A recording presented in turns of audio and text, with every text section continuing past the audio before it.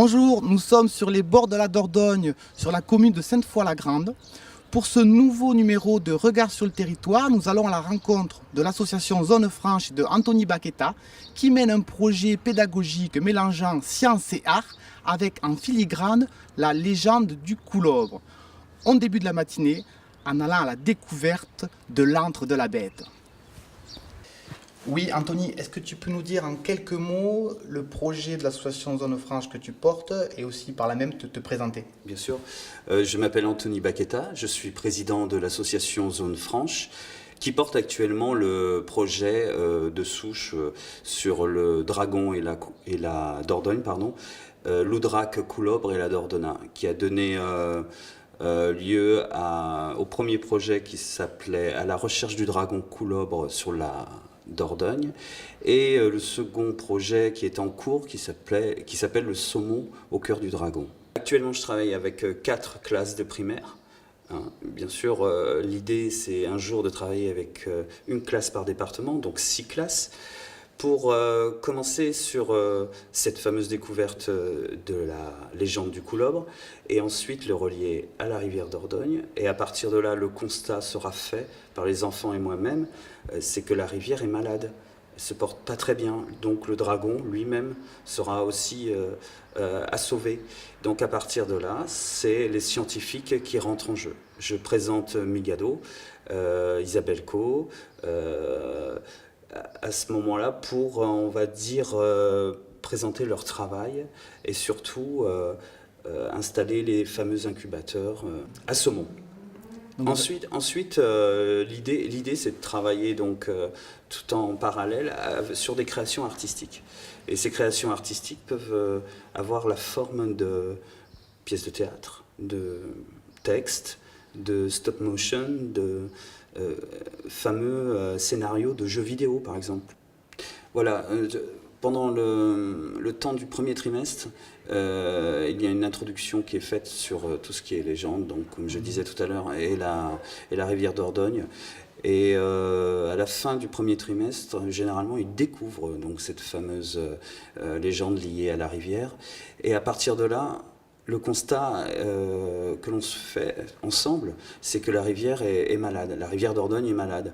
Et à partir de ce stade, c'est les scientifiques de Migado qui rentrent en jeu, en installant des incubateurs. Alors pourquoi des incubateurs? Pourquoi les scientifiques à ce moment-là? C'est parce que le rôle des enfants, à partir de ce stade, c'est de réintroduire le saumon dans les prochains mois, en les élevant dans des aquariums à l'école. D'accord. Donc régulièrement, ils peuvent voir l'évolution de ces petits saumons dans leur classe ou dans leur école. Voilà, pendant un mois et demi, ils vont voir l'évolution. Et à partir de là, nous travaillons déjà sur une création artistique en parallèle que nous allons présenter à la fin du projet, à la fin du second trimestre. Nous sommes maintenant aux côtés d'Élise qui travaille à l'école du Buisson de Cadouin et qui est inscrite dans le projet porté par Anthony.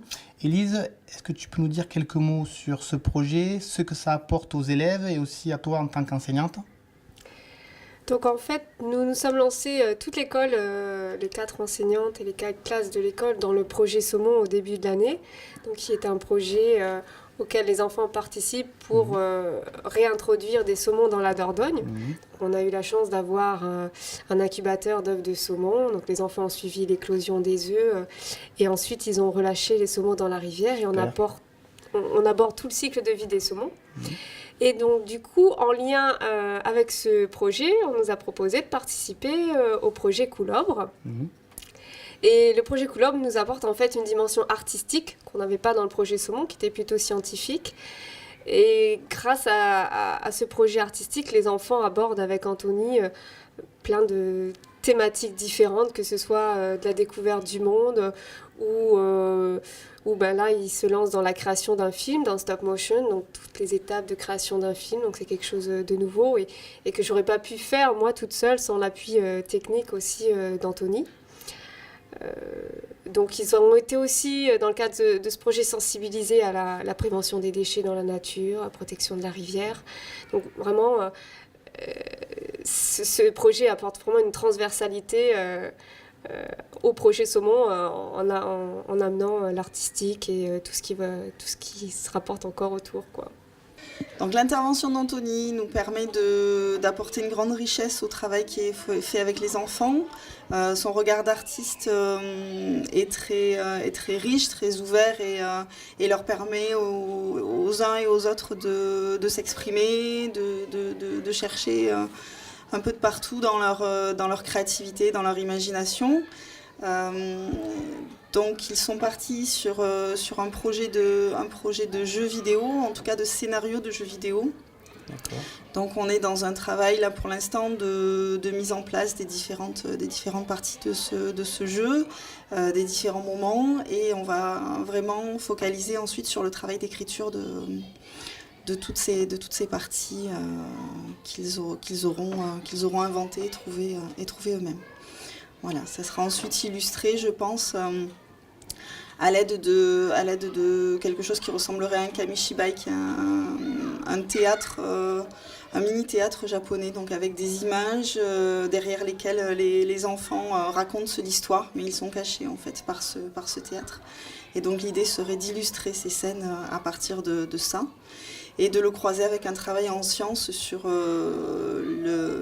les ombres et la lumière, puisque ça sera fait sur papier calque et ça sera éclairé par derrière. Voilà, on termine cette journée aux côtés d'Anthony de l'association Zone Franche. Voilà l'exemple d'un beau projet où les enfants s'interrogent sur l'écologie de la rivière Dordogne, la biodiversité, le rapport homme-nature et l'histoire du territoire. Voilà vraiment un bel exemple de projet du bassin de la Dordogne.